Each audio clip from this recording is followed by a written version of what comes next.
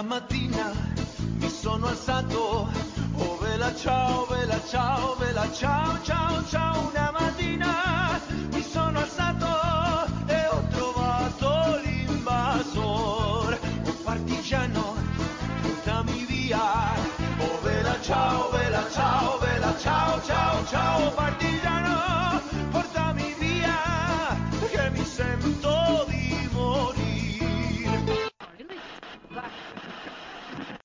A seus postos, Aliança Rebelde, que vai começar o Desnazificando, seu podcast de iniciativa totalmente feminina, realizado pelas coordenadoras do Núcleo de Estudos e Pesquisas sobre Autoritarismo e Totalitarismo da UFMG.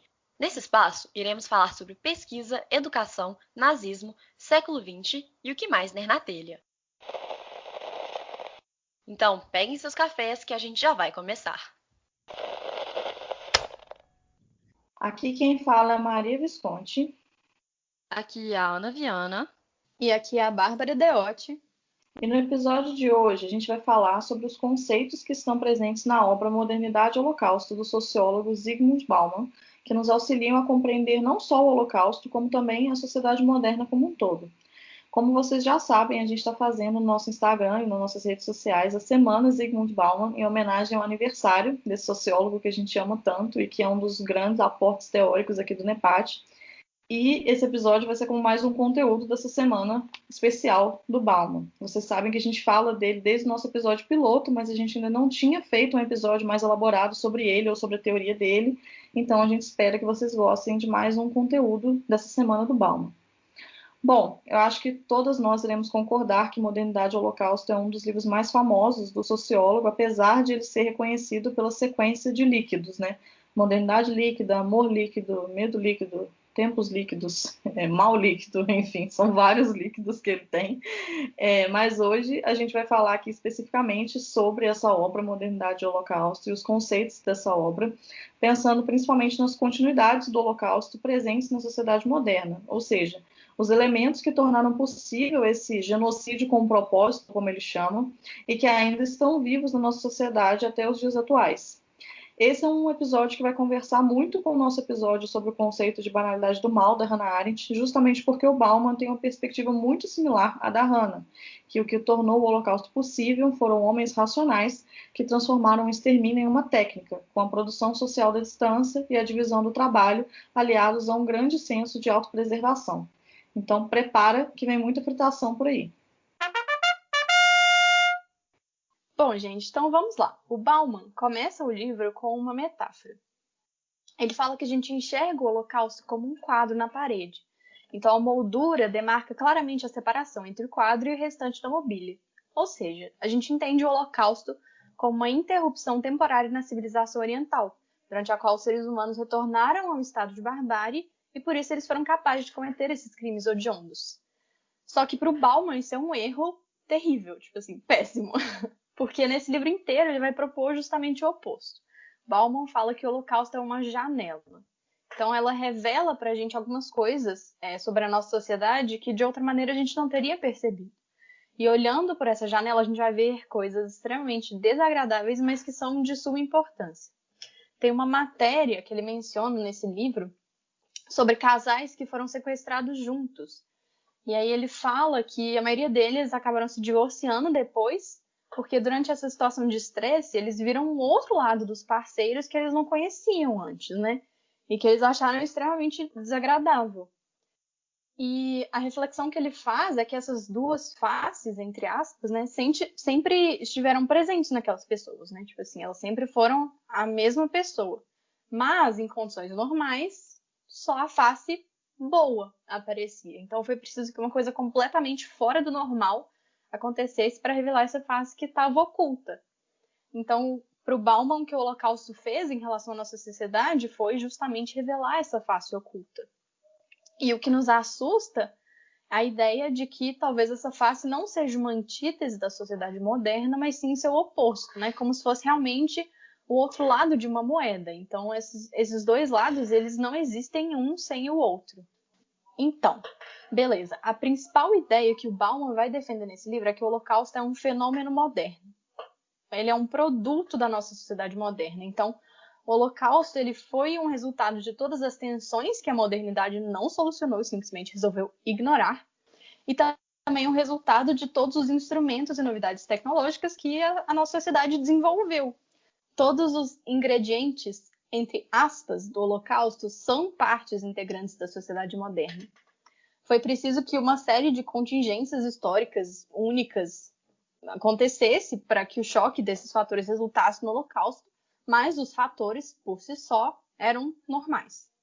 Bom, então o que isso quer dizer é que a sociedade moderna é a condição necessária para o surgimento do Holocausto, ou seja, sem a sociedade moderna não teria acontecido um genocídio como o Holocausto. E o que o Bauman constata é que as regras de racionalidade pelas quais a gente pauta e administra a nossa sociedade não são incompatíveis com o extermínio planejado e racional de milhões de pessoas. E não só isso, né, mas todos os recursos necessários para a execução do Holocausto foram criados e fornecidos pela civilização moderna. Então, pensar no Holocausto como uma exceção ou como uma ruptura é um sinal de loucura coletiva, porque nenhuma das condições que tornaram o Holocausto possível desapareceram. E a gente também não tomou nenhuma medida efetiva para garantir que algo similar não aconteça novamente.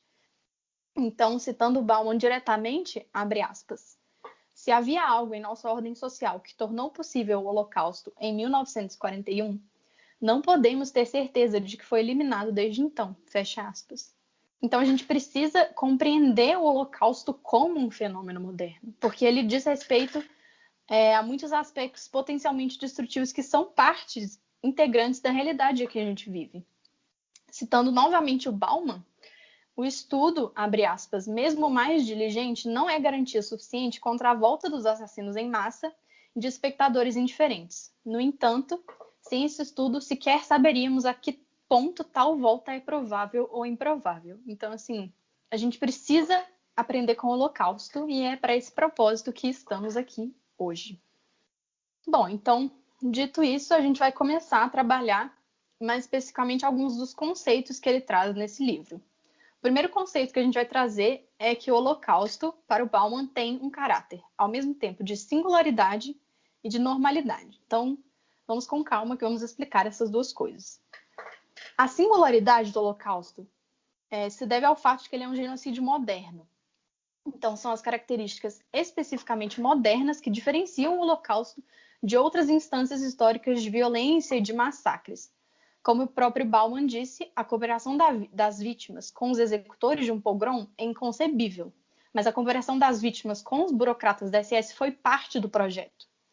O Holocausto é singular porque ele tem características que ele não compartilha com genocídios anteriores. E aqui eu vou citar um trechinho um pouco maior do Bauman, mas é porque eu acho que esse trecho é muito bom para exemplificar esse ponto que ele está querendo fazer. Então, vamos lá. Abre aspas.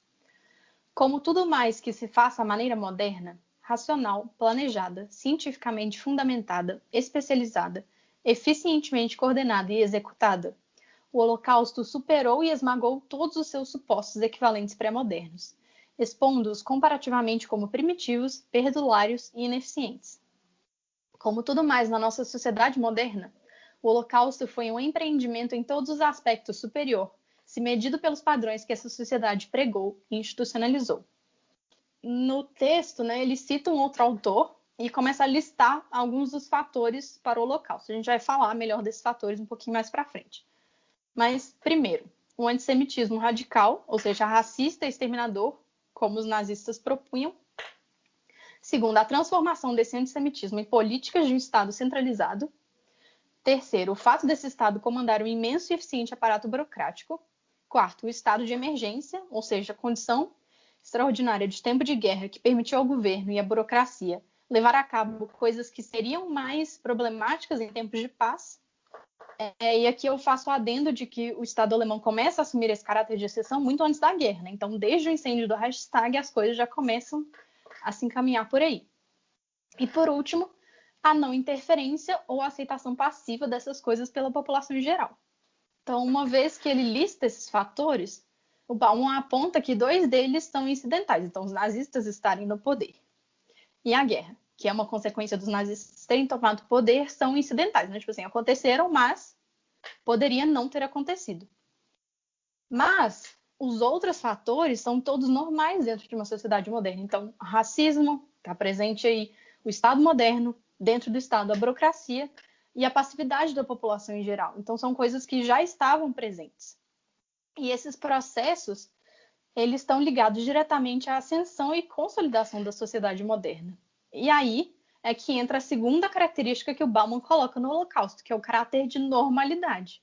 Por quê? Como eu falei, todos os fatores que fizeram esse evento acontecer são normais, tomados sozinhos. Então, eles se combinam de um jeito inesperado que levou a um genocídio, tipo assim, imprevisível e nunca visto antes. Mas todos eles, tomados separadamente, são parte normal da sociedade. Eu acho esse conceito do Bauman de singularidade e normalidade do Holocausto muito bom, porque também é uma coisa que o Tsvetan Todorov também, que a gente usa bastante aqui no NEPAT, também fala, que é essa questão de que para esse genocídio que tem aspectos muito singulares poder servir para a nossa sociedade como forma de compreensão, de análise e até de uma certa medida como uma forma de prevenção, ele precisa ser colocado em seus elementos normais, assim, né? Então, a gente precisa conseguir generalizar o Holocausto dentro de outros genocídios, colocar ele em forma de comparação com outros genocídios, justamente para a gente poder aprender alguma coisa desse fenômeno, porque se a gente colocar ele apenas como uma coisa singular e muito específica, a gente não consegue fazer muitas reflexões assim a respeito dele, né? Porque ele fica realmente como um evento específico daquele dado momento, daquela dada sociedade. E o que o Todorov e o que o Bauman também estão falando é justamente o contrário, né? Sim, existem elementos específicos que o Bauman lista vários, né? Como a Bárbara também falou, né? A soma dessas coisas são singulares, mas existem muitas coisas que são regulares na nossa sociedade e que são regulares em outras formas de genocídio, e é por isso que a gente precisa estar atento, né? Eu acho que isso também é uma coisa muito boa de pensar. Bom, gente, eu acho que é justamente isso, né? Como a Maria já colocou, eu acho que o Holocausto, ele tem sim as suas particularidades, bom, assim como todo evento histórico, não é?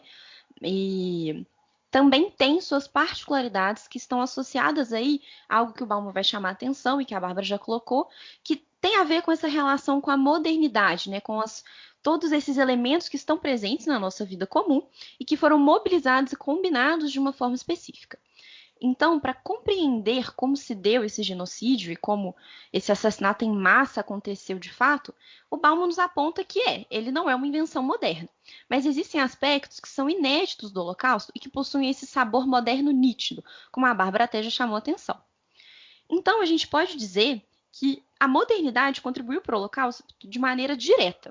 O papel da civilização moderna na perpetração e na extensão efetiva desse genocídio foi ativo e não passivo.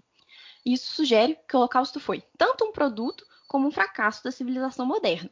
Um produto porque, sem a civilização moderna, ele não poderia ter acontecido, e um fracasso porque, bom, foi um genocídio, não é? Então, assim, nos mostra como esses valores e como todos esses elementos que existem na nossa civilização podem ser mobilizados para fins extremamente nefastos, né?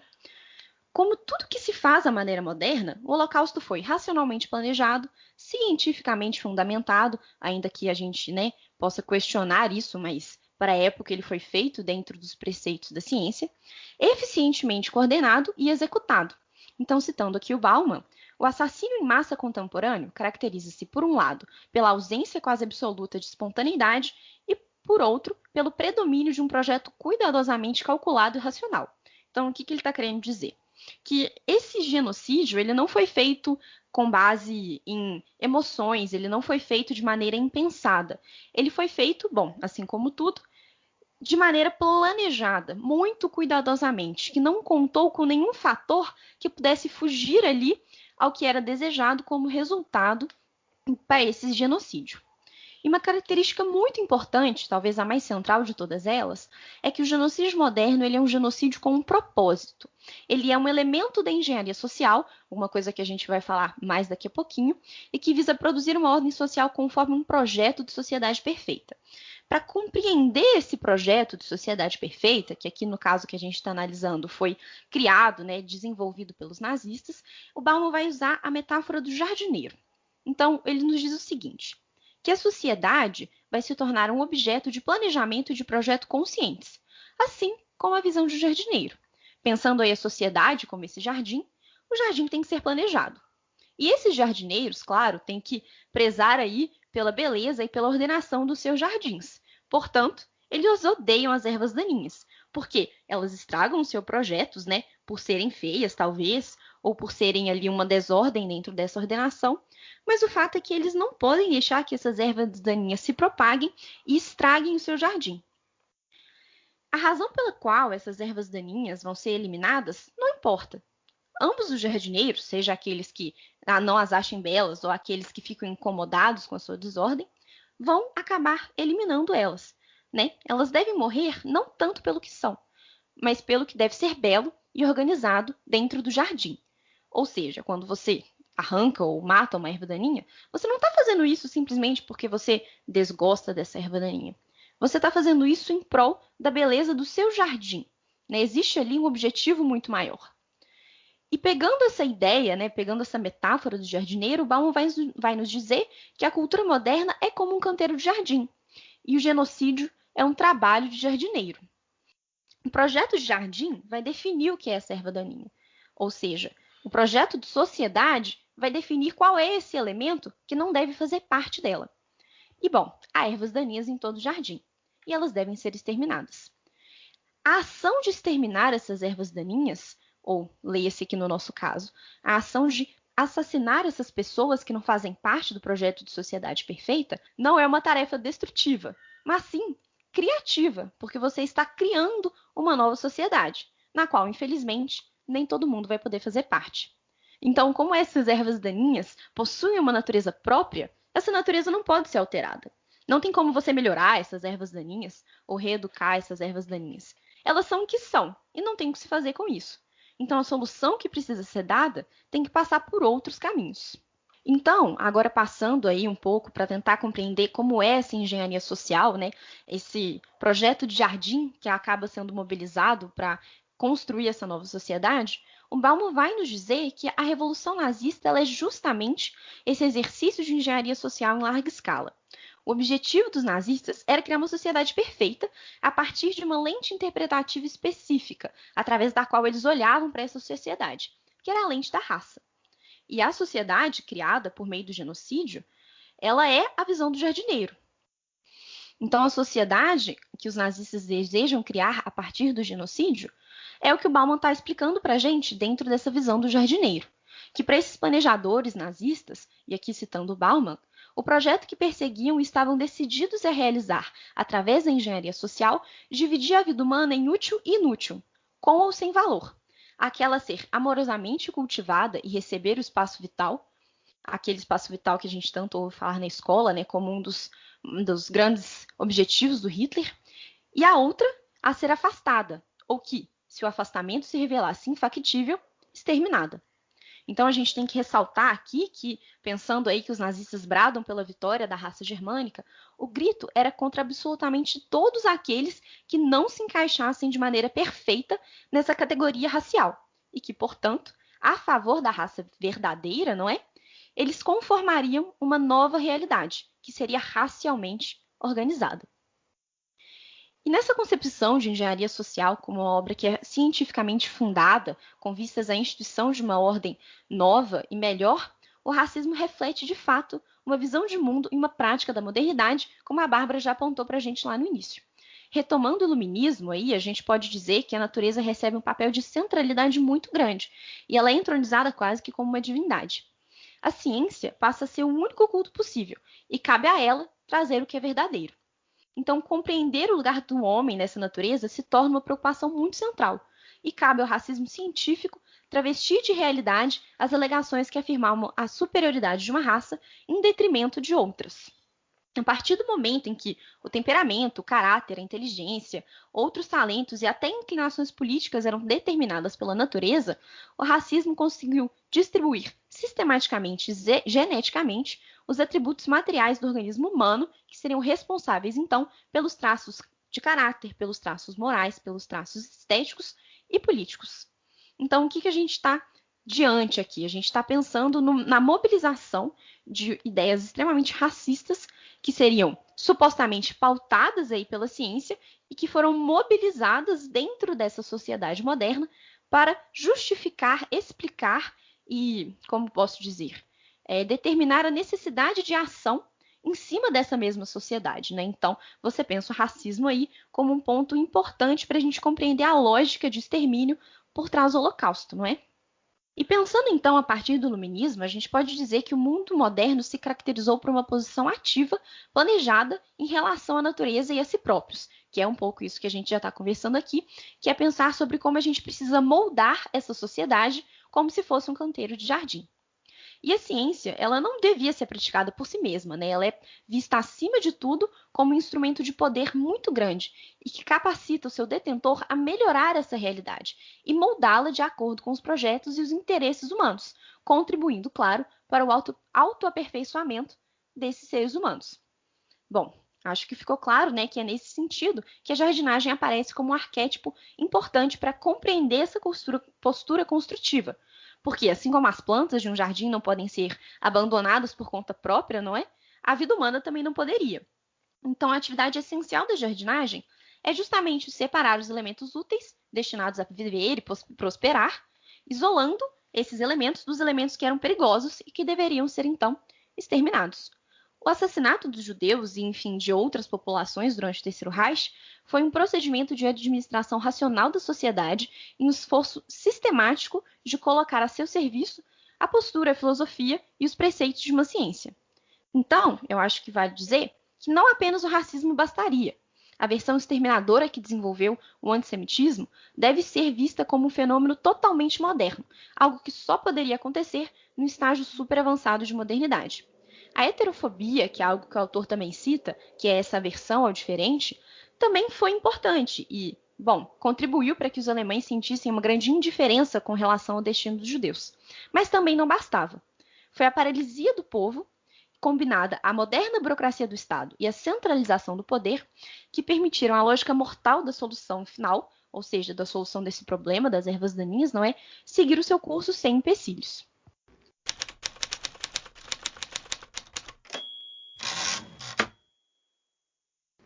Bom, eu acho que pensando nessa coisa que a Ana estava falando, né, sobre a engenharia social e o processo do jardineiro, eu acho que uma das coisas mais interessantes na teoria do Bauman é justamente o fato dele ir na contramão de muitos outros sociólogos, né, da maioria deles, porque ele entende que a moralidade não é um fenômeno constituído e construído socialmente.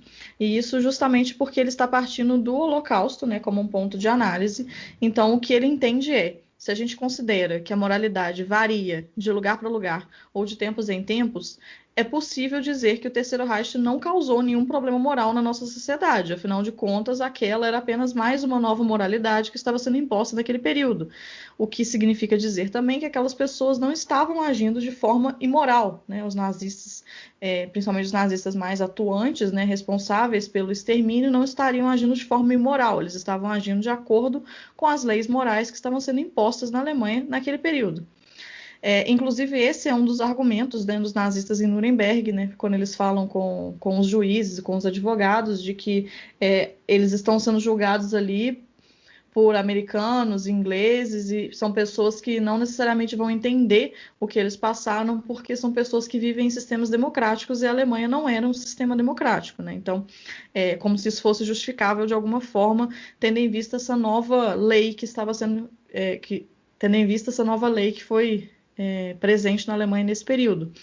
Então, o que o Bauman está chamando a atenção, justamente que a gente tem que contar com um código moral que seja independente dos governos que a gente tem e da sociedade em que a gente vive, do momento histórico em que a gente está vivendo, justamente para que a gente possa perceber quando um novo código moral está tentando ser instaurado, principalmente se esse código moral violar o código moral anterior, né?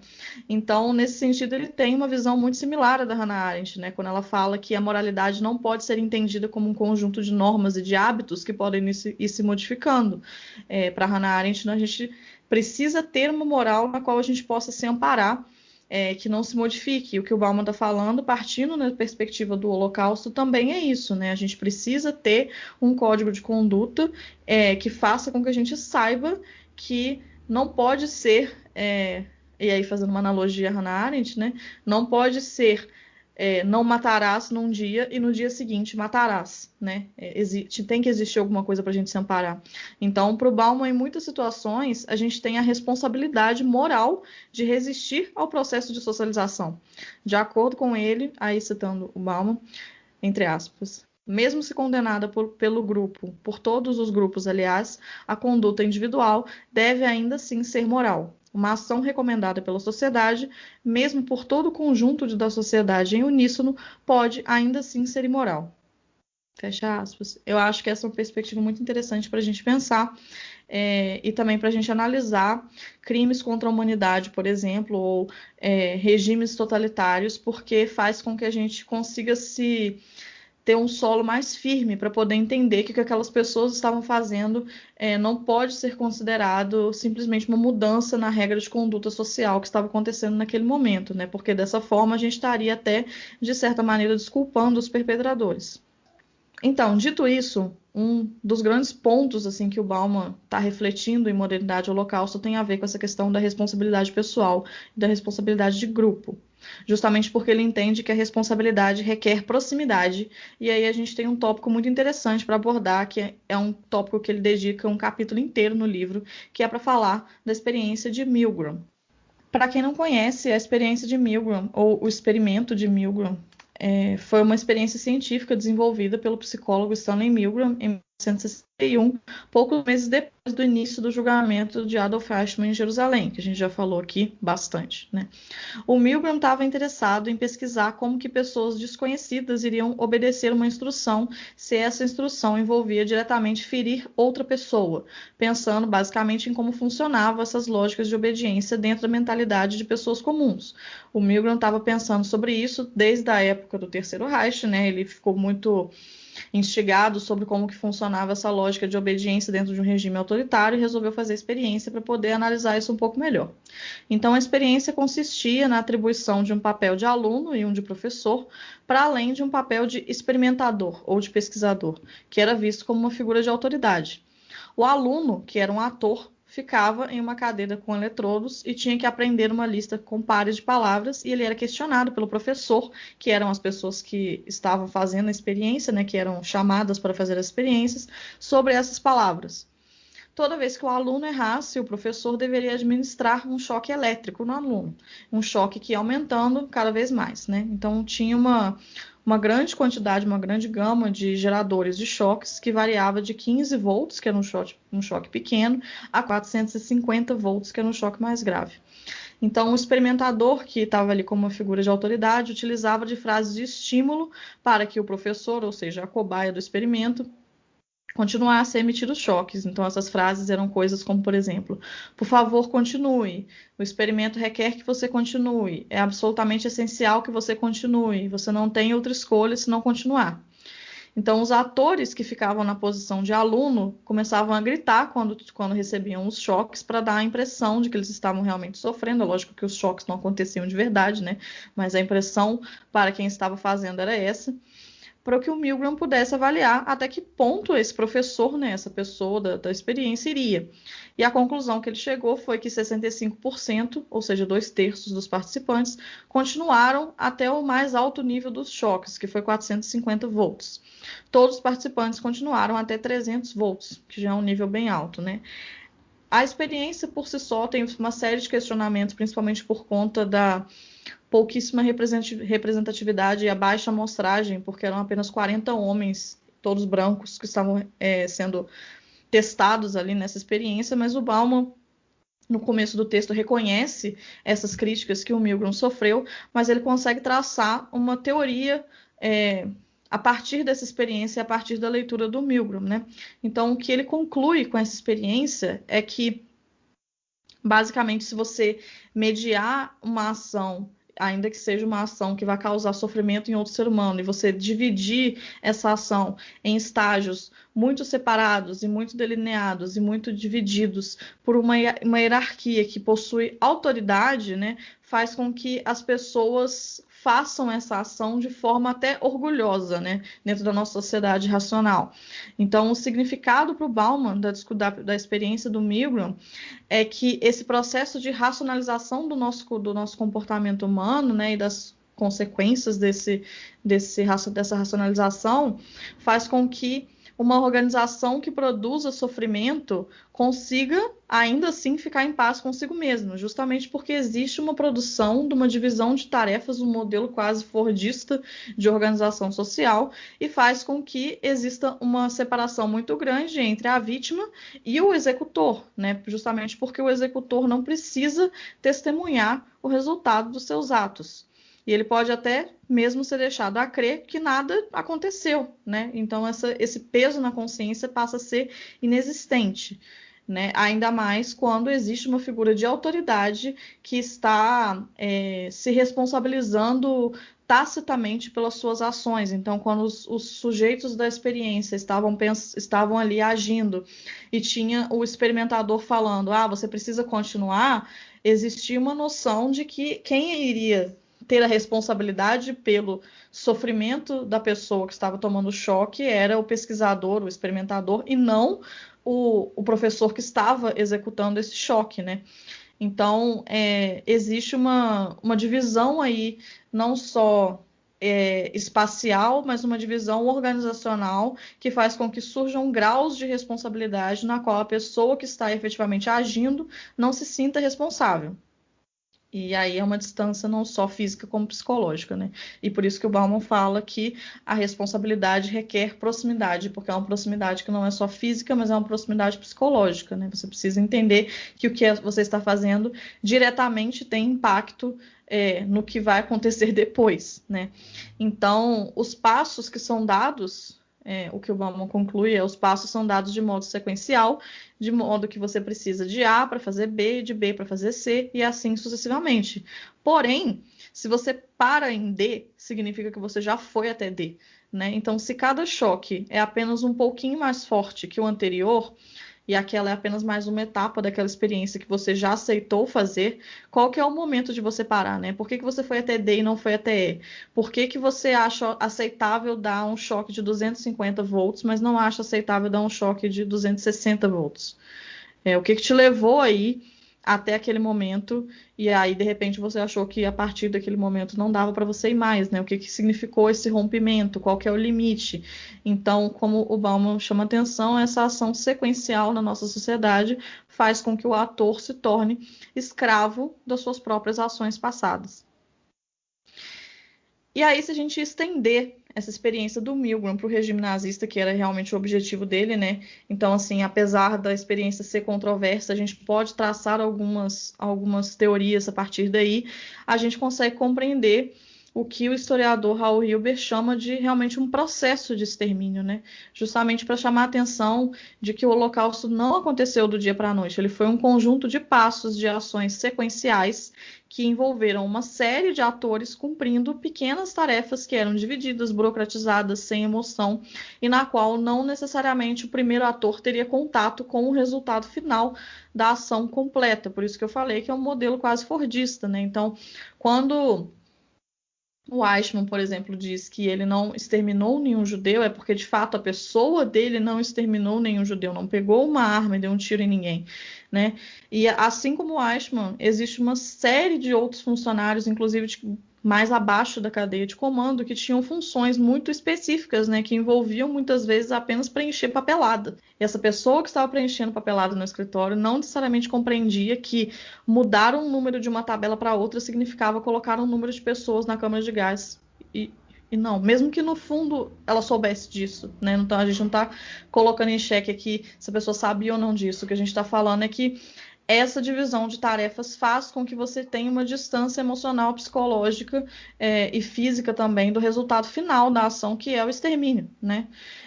E aí aqui também entra uma coisa importante para a gente compreender esse processo da experiência do Milgram, que quando você coloca uma pessoa na função de experimentador, né, de pesquisador ali, essa pessoa automaticamente parece estar incumbida aos olhos do professor de uma grande responsabilidade, né? Então parece haver uma suposição mesmo, como eu falei, né, uma suposição de responsabilidade tácita entre os membros do experimento de que as coisas que esse pesquisador, experimentador estão pedindo são coisas certas a serem feitas, né? Por isso que existe também essas frases que ele falava, o experimento requer que você continue. Então isso dá uma impressão de que aquilo era realmente o que tinha que ser feito, né?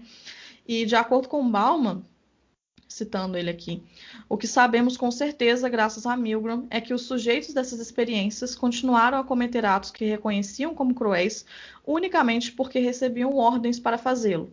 Ordens de uma autoridade que aceitavam e investiam da responsabilidade última por suas ações. As experiências de Milgram revelaram um mecanismo de transferência da responsabilidade na sua forma mais pura, simples e elementar. Fecha aspas. Essa transferência contínua de responsabilidade é justamente o que o Bauman chama de responsabilidade flutuante. E aí, citando ele de novo, uma situação na qual cada um de todos os membros da organização estão convencidos, e assim o diriam, caso indagados, de que estão sob as ordens de outra pessoa, mas as pessoas apontadas pelas outras como responsáveis passariam o bastão para uma terceira. Fecha aspas. Então, a estrutura nazista era o que o Ian Kershaw também fala, né? Era uma estrutura desorganizada propositalmente, justamente para eliminar essa responsabilidade, para fazer com que existisse realmente uma cadeia de comando confusa. E isso é perceptível nos julgamentos de Nuremberg também, né? Não só de Nuremberg, né? Até Eichmann e também até os julgamentos atuais, assim, né? Os membros da cadeia de comando, independente do grau de inserção, conseguiam apontar para um superior imediato de quem eles cumpriam ordens, e esse superior também conseguiria apontar para outro superior.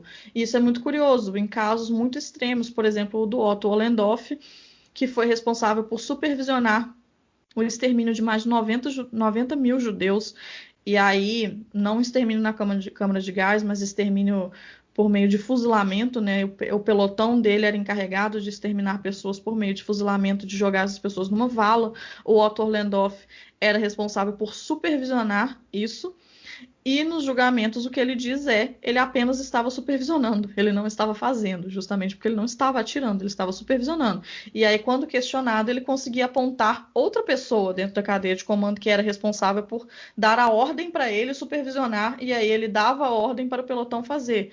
Então, assim, no final das contas, né, parecia que o único culpado era o Hitler, e aí nos julgamentos, inclusive, aparece como os grandes culpados, o Hitler, o Himmler e o Goebbels, que são justamente as pessoas que estavam mortas e que não estavam podendo ser julgadas naquele momento, né? E aí a questão só o Hitler é o responsável pelos crimes do Terceiro Reich? Só o Hitler é responsável pelo Holocausto? Só o Hitler conseguiria dar cabo dessa estrutura, dessa máquina de extermínio? Não, né? Então é isso que o Bauman está chamando a atenção. Eu acho que é um ponto bem importante da gente conseguir analisar, né? Porque essa transferência contínua de responsabilidade é uma característica da nossa sociedade burocrática, da forma como a gente ainda lida com a estrutura de divisão de tarefas até hoje. Só um comentário aleatório, tipo assim, na verdade, as pessoas com quem o Milgram fez o experimento são bem representativas do Terceiro Reich, né? Tipo assim, um homem branco médio. Então, fica aí a reflexão. Não, total, né? Não é uma amostragem da sociedade como um todo, mas é uma amostragem do Terceiro Reich. É uma amostragem, tipo assim, perfeita da SS. Sim, exatamente. Não tinha pensado nisso. Muito bom, Bárbara. Que horror, né? O famoso sujeito histórico por excelência, o homem mediano, europeu, branco. Sim. Tipo assim, né? Ai, enfim. Que horror.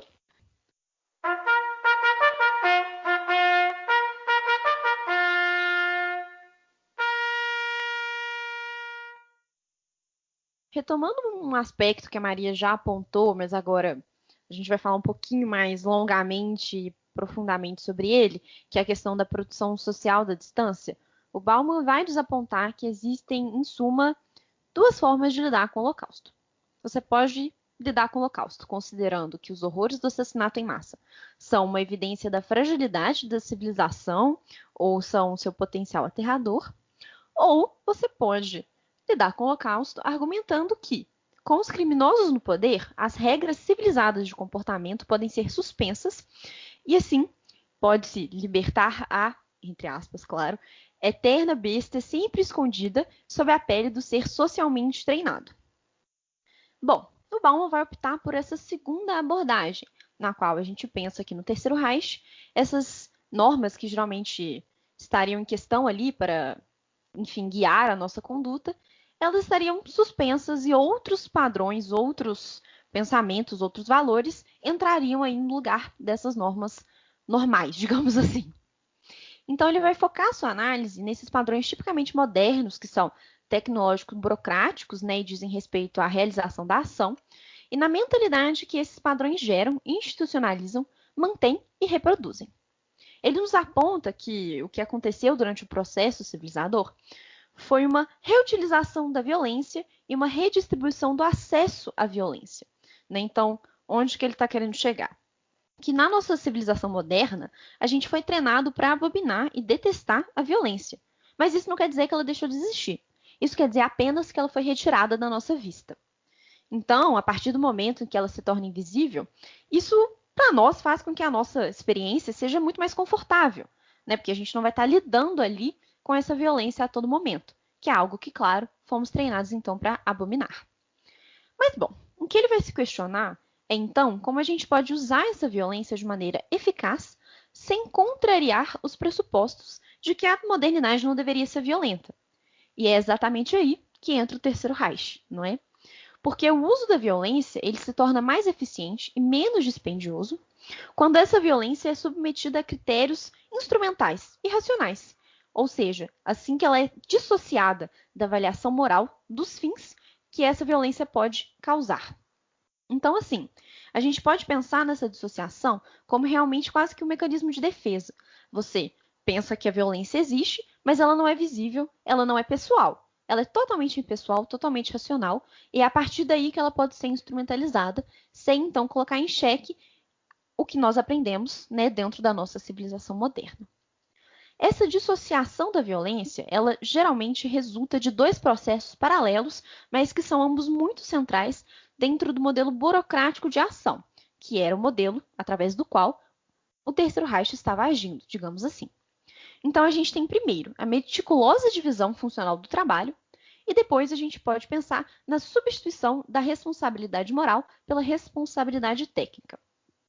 Ambos esses processos geraram um contexto no qual era possível que os funcionários do aparelho burocrático pudessem dar ordens sem pleno conhecimento dos seus efeitos, como a Maria já tinha colocado. Numa divisão funcional do trabalho, a gente cria uma distância muito grande entre aquele que está agindo, ou seja, contribuindo na ação, e o resultado final da sua atividade. Né? Ou seja, cada agente da burocracia realiza uma ação extremamente pontual, sem tomar conhecimento completo de seus efeitos. Então, as pessoas que ocupam os degraus sucessivos na burocracia moderna se diferem marcadamente, pensando aí no tipo de sua especialização e também no treinamento profissional que é exigido dentro do seu tipo de trabalho. Cada pessoa, portanto, ocupa uma função extremamente pontual, que é desprovida de significado em si. Então, como a Maria já tinha colocado, a pessoa que está preenchendo uma papelada dentro de um escritório está só preenchendo uma papelada dentro de um escritório, né? Quer dizer, é uma ação super pontual, que não é em si nociva. Mas é essa papelada que vai permitir que, dentro da cadeia das ações burocráticas, essas ações acabem gerando genocídio. Então, você tem ali uma grande distância prática e mental desse produto final, que é o genocídio. Então, a maior parte desses funcionários, eles realmente, assim, podiam dar ordens sem ter pleno conhecimento do que estava acontecendo. E é justamente essa ação extremamente pontual, extremamente específica, na qual a pessoa tinha que ter um treinamento técnico muito específico, que possibilitou, então, que a responsabilidade moral com relação a essa ação fosse substituída pela responsabilidade técnica. Por quê? Enquanto a responsabilidade moral estaria ali levando em consideração as consequências das ações que eram praticadas no trabalho burocrático, a responsabilidade técnica esquece que essa ação é o meio para chegar até um fim. Né? Esquece que ela possui ali um objetivo maior do que ela própria. Né? Então, preencher uma papelada não é só preencher uma papelada. É preencher uma papelada que permite que o genocídio aconteça. Então, o que acontece, na verdade, é que existe uma grande irrelevância desses padrões morais dentro do sucesso técnico da operação burocrática. Na verdade, o sucesso técnico dessa operação burocrática, ele só é possível quando a moral não está em questão. Né? Porque se você coloca ela ali em questão e você fala, bom, esse papel aí que você está preenchendo quer dizer que várias pessoas vão ser mandadas para uma câmara de gás, a coisa mudaria de figura. E um outro ponto importante que decorre disso é a desumanização dos objetos dessa ação burocrática, né? Ou seja, graças a esse distanciamento, os objetos que estão ali em questão na operação, eles são reduzidos a um conjunto de medidas quantitativas, né? Eles são descritos de maneira puramente técnica e perde-se de vista que esses objetos são pessoas. Né? Então, assim, você realmente perde a identidade humana desses, entre aspas, objetos, né, que estão sendo ali gerenciados no processo burocrático. Né? Então, a gente pode dizer com algum grau de certeza que foi a burocracia que recebeu a tarefa de tornar o país, né, no caso a Alemanha a princípio, Judenrein, ou seja, livre de judeus. E ela fez isso da maneira mais eficaz o possível. Definiu precisamente o seu objeto, listou todos os que se encaixavam nessa definição, criou fichas e arquivos para cada um, segregou tais objetos e expulsou-os da terra ariana a ser purificada. Então, assim, sendo que o processo de limpeza tinha sido super bem sucedido no território nacional, e considerando que o império estava crescendo cada vez mais, acabou que não tinha lado de fora para você mandar esses objetos, ou seja, essas pessoas. E aí que entra a questão. Só restava uma direção possível de deportação, para cima, sob a forma de fumaça, citando Bauman. Então, o que a gente pode concluir disso é que o modo de ação burocrático, da maneira que ele foi desenvolvido ali dentro do processo civilizador, contém todos os elementos técnicos que se revelaram necessários à execução de tarefas genocidas. Então, esse modo pode ser colocado a serviço de um objetivo genocida sem maior revisão de sua estrutura, dos seus mecanismos, nem de suas normas. O que acontece é que a partir, né, ou melhor dizendo, é que por meio da burocracia, você consegue, então, gerar essa distância tão grande que torna o processo de genocídio totalmente impessoal e, portanto, não traz maiores implicações morais para quem realiza esse processo. E foi assim, então, que o Bauman nos diz que o genocídio moderno tornou-se tão possível e, acima de tudo, tão eficaz. Eu acho que a Ana, assim, explicou muito bem, mas eu queria só comentar melhor um ponto, porque foi uma dúvida, uma coisa que eu tive um pouco de dificuldade para entender quando eu li o texto do Bauman, né? Assim, eu acho que quando ele fala que esses burocratas, eles não tinham conhecimento do que eles estavam fazendo, não é que tipo assim, ai meu Deus, eu não sabia que estavam mandando judeus para campos de concentração, para câmara de gás. Não, essas pessoas sabiam disso, né? Se a gente tem o exemplo do Eichmann sabia muito bem que todos os judeus que estavam entrando naqueles trens iam para os campos de concentração e de lá eles iam morrer, né? O extermínio certo. Mas o que o Bauman está colocando, quando ele diz de não tomavam conhecimento, é no sentido de que, tipo assim, eles não precisam se preocupar com aquilo por conta de todos esses mecanismos de distanciamento psicológicos e físicos também, que a modernidade e a lógica burocrática instauram. Então, tipo assim, quando o cara tá preenchendo a papelada, ele sabe que, tipo assim, ele tá mandando as pessoas para Auschwitz, mas ele não precisa se preocupar com aquilo, porque é algo muito distante do que ele tá fazendo. Então, tipo assim, o que ele vai fazer quando ele tá olhando para aquela papelada é pensar, não, é só a minha papelada, é o trabalho que eu tenho que fazer hoje, eu tenho que cumprir minha função bem, sabe? Tipo assim, ele vai evitar pensar no resultado daquela ação. Então, assim, só queria acrescentar esse comentário, porque foi algo que pegou para mim, assim, quando eu tava lendo o texto do Bauman. Eu queria aproveitar o comentário da Bárbara também para fazer uma indicação que a gente já indicou no nosso Instagram. Foi uma das primeiras coisas que a gente indicou, o documentário do Claude Lanzmann, Shoah. É um documentário enorme, enfim, como vocês devem saber, né? Mas tem uma parte, inclusive o Raul Hilberg, que é um historiador que o Bauman cita aqui, né, várias vezes, é entrevistado para o documentário, mas eu acho que tem uma parte que é muito interessante da gente mencionar aqui, em que o Lanzmann lê um documento que fala sobre o processo de melhoria de um caminhão que era utilizado para o extermínio, né? Porque inicialmente o extermínio não era feito em câmaras de gás em si, em caminhões de gás, digamos assim, né? É um caminhão adaptado com o gás Zyklon B.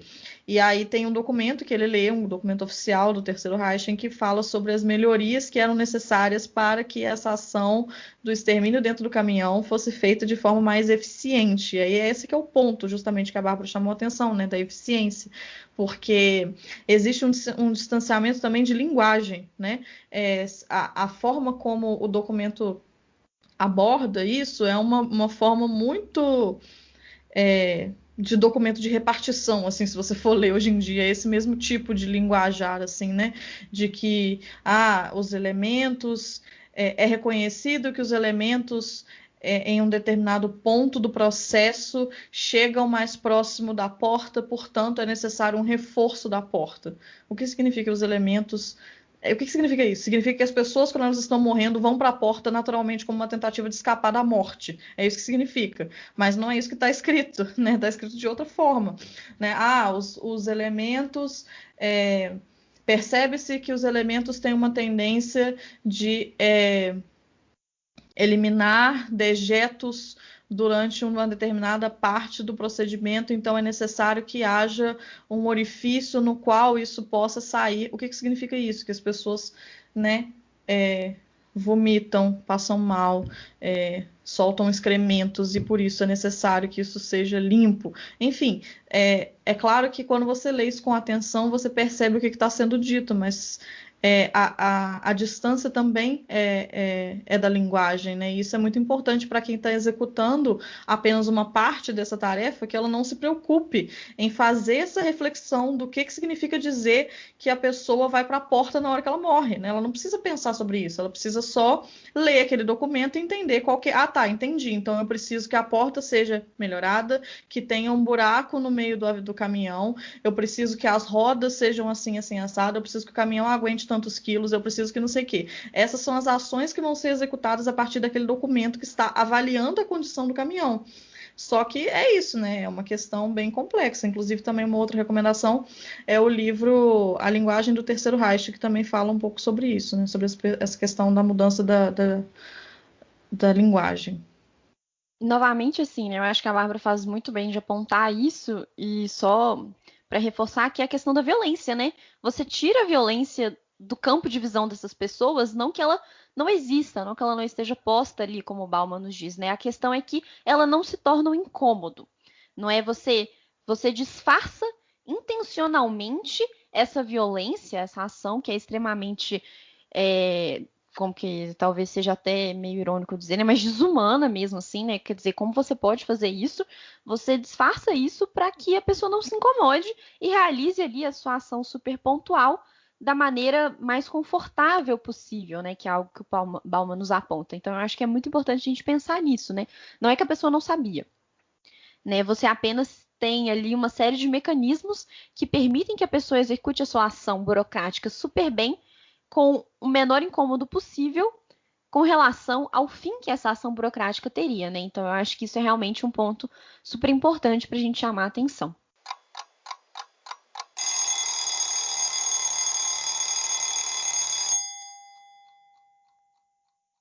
Bom, gente, então, para finalizar esse episódio, a gente vai falar um pouquinho sobre algumas considerações que o Bauman tem no capítulo 8 do livro. Se vocês não quiserem ler mais nada, por favor, leiam esse capítulo. Eu indico muito, tipo assim, eu achei um dos melhores capítulos. É muito bom a reflexão que ele traz. Então, mas o que ele vai fazer, justamente ele começa o capítulo citando o documentário do Claude Lanzmann, o Shoah, né? Que ele vai falar justamente sobre a racionalidade do mal. Então, o que ele coloca é que os regimes totalitários, e ditatoriais também, né, eles buscam moldar o comportamento da população com base na racionalidade. Então, o objetivo é que as pessoas tomem suas decisões com base em cálculos de custo-benefício, priorizando principalmente sua autopreservação.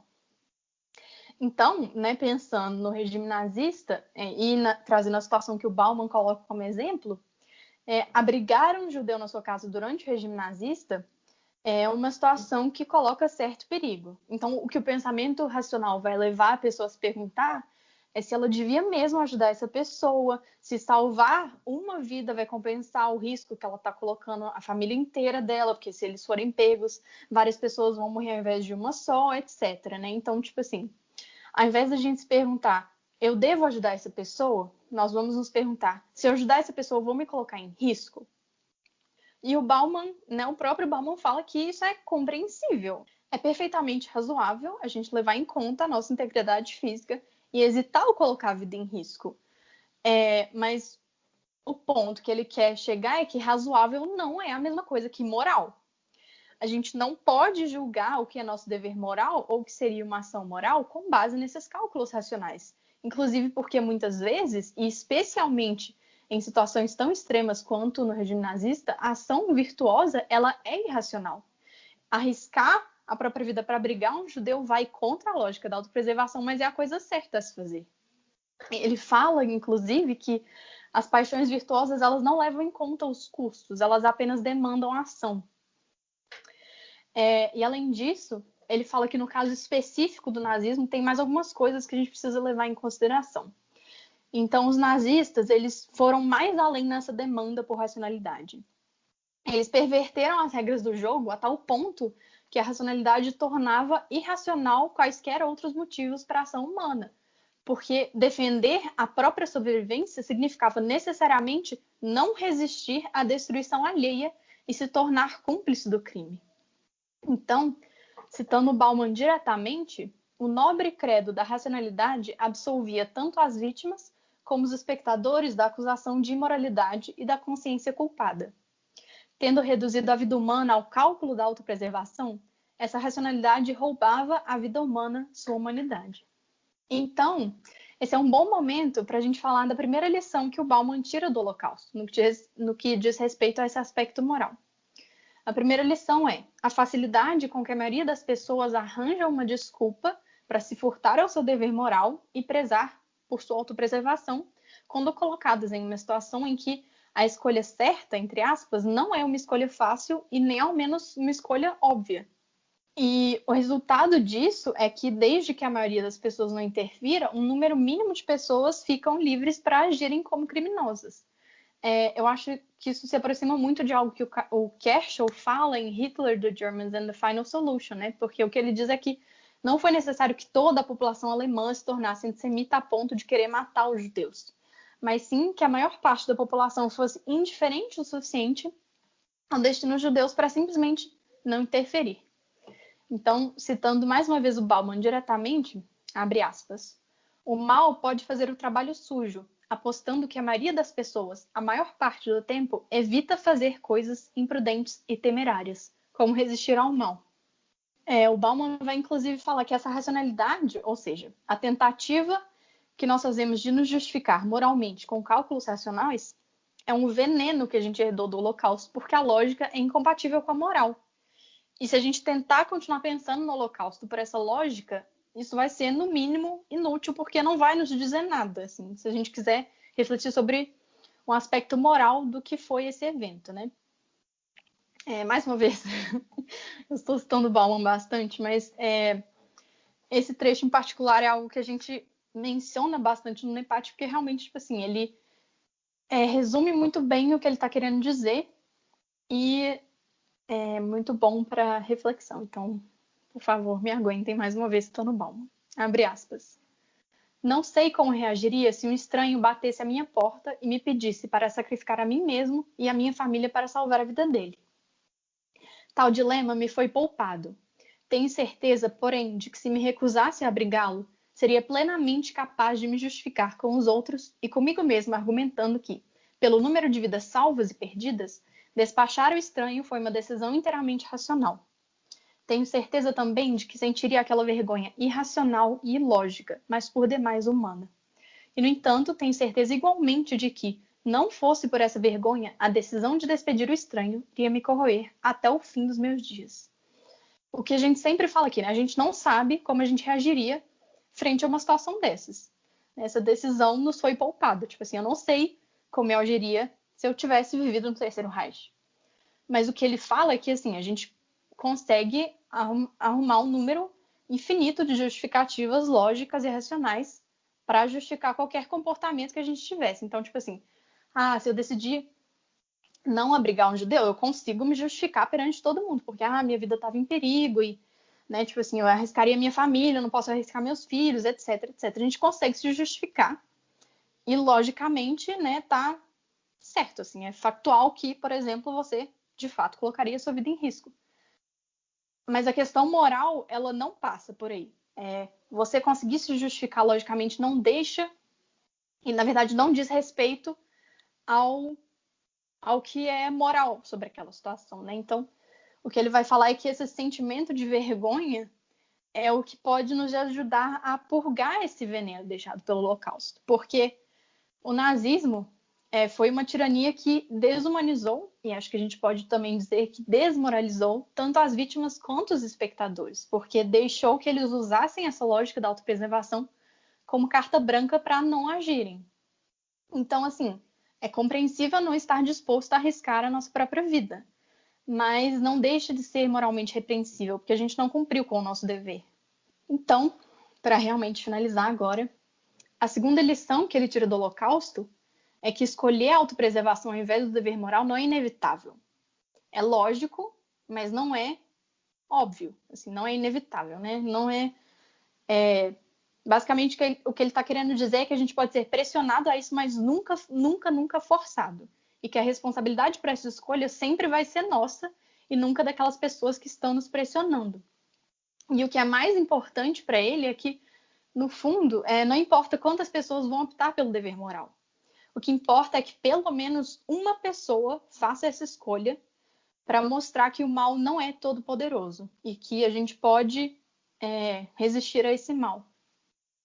Bom, gente, acho que é isso, né? Acho que foi um episódio bem frito, assim, como vocês podem ver, a gente sim leu este livro muitas vezes, relemos e lemos novamente, fichamos, e realmente o Bauman é um aporte muito importante.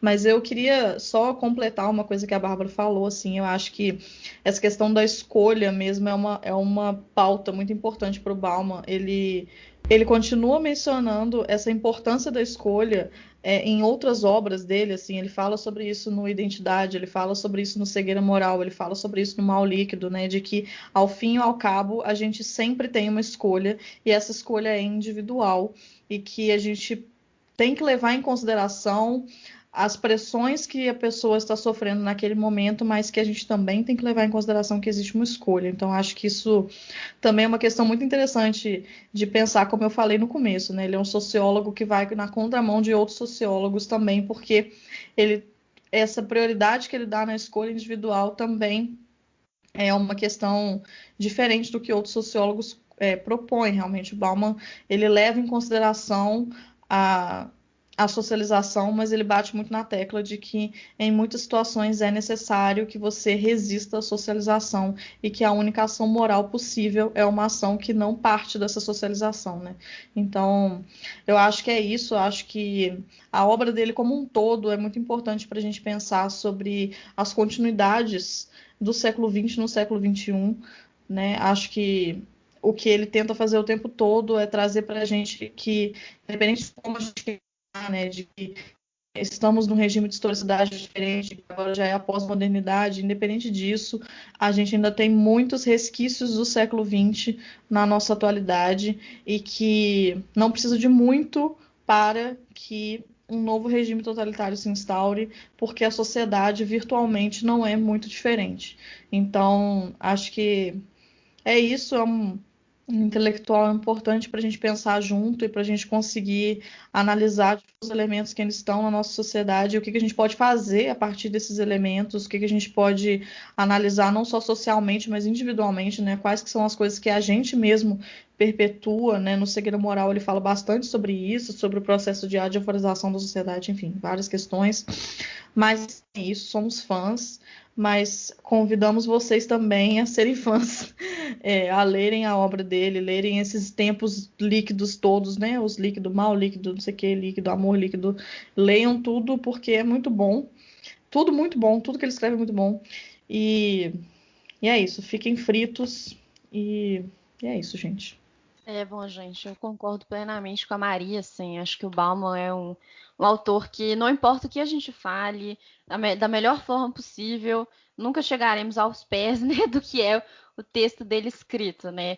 Me lembrar o que minha orientadora diz, que não há nenhuma explicação que eu possa dar que seja melhor do que vocês sentarem e lerem, e especialmente no caso do Bauman, ele escreve muitíssimo bem, e te pega realmente uma leitura, e eu acho que é muito importante para compreender, né, o nazismo, o Holocausto e, como a Maria disse, para nos fazer refletir também sobre as nossas próprias ações, não é sobre o que nós fazemos que vai de encontro ao que ele está apontando acima de tudo. E eu convido vocês também, pensando no que a Bárbara disse, a assistirem o filme que nós indicamos esse mês, que conta os últimos dias da Sophie Scholl, né, que resistiu ao regime, e lembrando aí então que se do que nós precisamos, como o Bauman nos diz, é que apenas um resista para dizer que o mal não é todo poderoso, eu acho que ela poderia ser um bom exemplo, né?